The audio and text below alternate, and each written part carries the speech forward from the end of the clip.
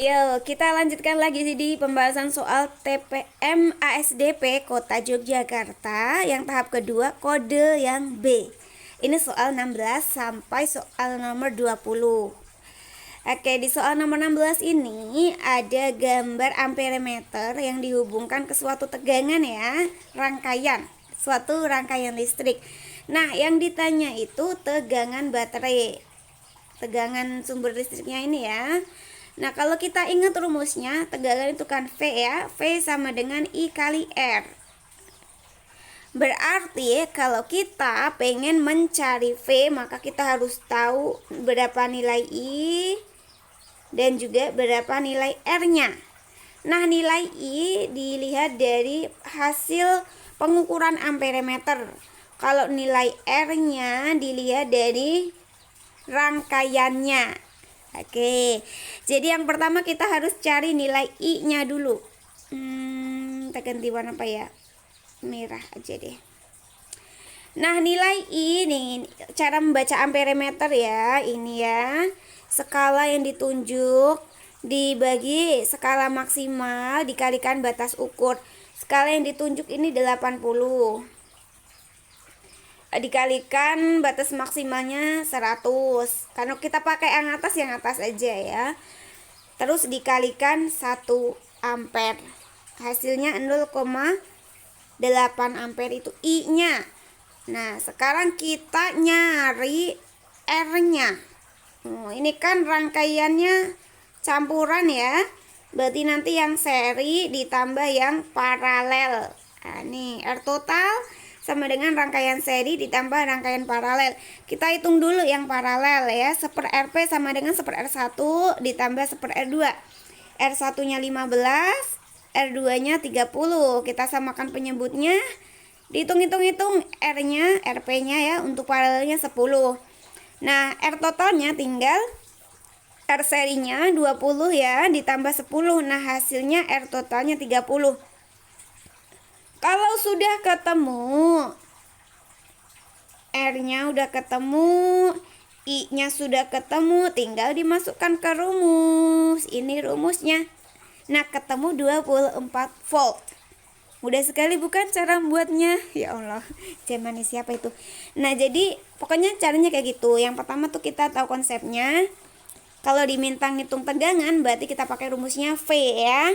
Nah, kalau dilihat dari soal, maka yang diketahui nanti adalah kuat arus dan juga R atau nilai hambatannya. Untuk di soal 16 itu, I-nya atau kuat arusnya itu kita harus ngitung dulu dari amperemeter. Kalau R-nya kita harus ngitung dulu R total karena R-nya itu dipasang secara campuran kayak gitu ya. Jadi nggak susah, yang penting kita mau tekun belajar ya. Oke, kita lanjutkan soal nomor 17 ya. Nah, soal nomor 17 ini waduh. Belum tak kerjain lagi, ya Allah. Kurang piknik apa ya, lupa. Tapi jawabannya tuh C, cuman belum tak tulis di sini ya. Nih, ini ternyata tentang magnet-magnet ya. Coba kita lihat, ya Allah, kelewatan ini. Energi listrik dari panel surya disimpan sementara di dalam kapasitator. Iya bla bla bla bla bla bla. Oke. Berikut ini adalah rancangan agar daun dapat bergerak secara periodik jika dihubungkan kutub panel surya. Jadi kita harus tahu konsepnya.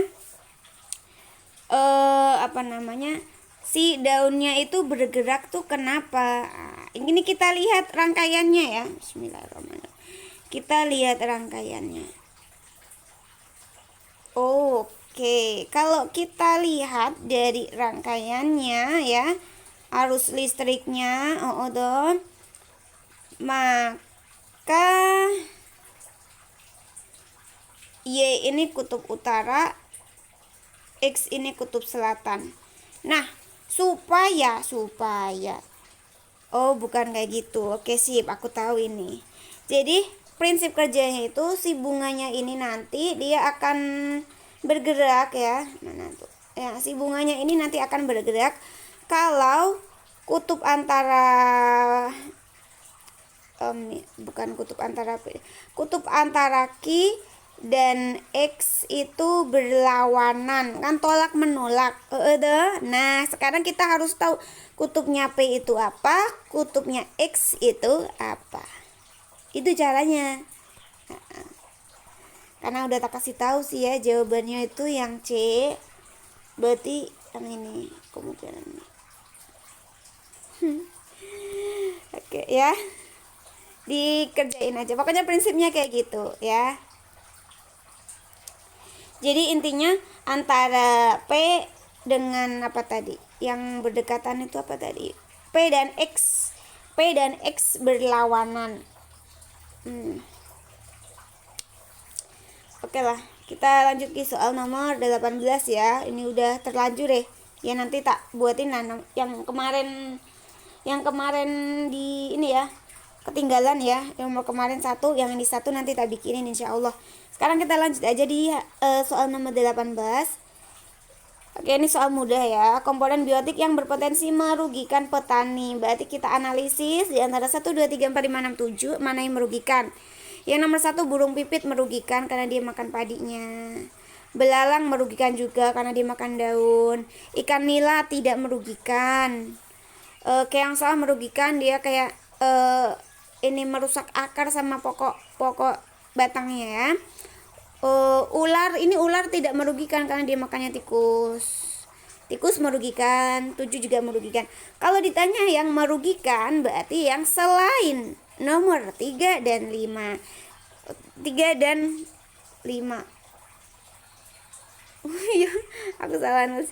3 dan 5 ya. Nah, yang enggak ada nomor 3 dan enggak ada nomor 5-nya itu yang D. Oke. Sekarang nomor 19. Nomor 19 ini juga apa namanya, nggak susah ini. Kalau dilihat ciri-ciri kayak gitu, 19 ya. Halaman rumah Pak Budi dari ciri-ciri tumbuhannya maka kita tahu kalau si Pak Budi ini, si teh-tehannya itu dia dililitin oleh tali putri, kan dari ciri-cirinya melilit batang atas, terus berwarna kuning, nggak ada klorofilnya kan gitu. Nah, tali putri ini dia kayak parasit. Kenapa parasit? Karena dia tuh bisa menghambat pertumbuhan si bunga teh-tehan yang jadiin pagar sama Pak Budi. Jadi jawabannya A. Oke, sekarang soal nomor 20 ini juga nggak ada keterangannya karena tuh nggak susah ya. Kalau dilihat dari ciri-ciri yang paling banyak itu antara nomor 1 dan nomor 4. Nah, ini dia sama-sama mamalia, sama-sama punya telinga, kan? Jadi apa namanya, ciri-cirinya tuh yang paling banyak. Kalau misalnya kalian masih bingung, dilihat dari ABC-nya aja. Nah, ini kan yang depan kan antara 1 dan 2. Berarti kita cari antara yang nomor 1 itu paling banyak persamaannya dengan yang mana. Terus yang nomor 2 ini yang paling banyak persamaannya dengan yang mana, kayak gitu. Jadi kalau ada soal, kita kalau misalnya kebingungan soalnya ya, bener-bener lupa atau gimana, kita bisa analisa dari jawabannya.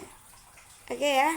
Jadi pokoknya kita harus mengerahkan seluruh kemampuan kita, putar otak, putar pikiran, inget-inget biar bisa mengerjakan soal. Oke, alhamdulillah soal nomor 20 udah selesai. Nanti ada satu soal yang ibu lupa banget, belum menyantumin. Itu nanti akan ibu kerjakan. Plus dengan soal yang roket kemarin juga belum. Insya Allah nanti kita bikinkan ya 2 itu biar kalian juga ada videonya. Oke, terima kasih karena udah menyimak sampai soal nomor 20. Sampai jumpa di pertemuan dan pembahasan selanjutnya. Semangat belajar. Assalamualaikum.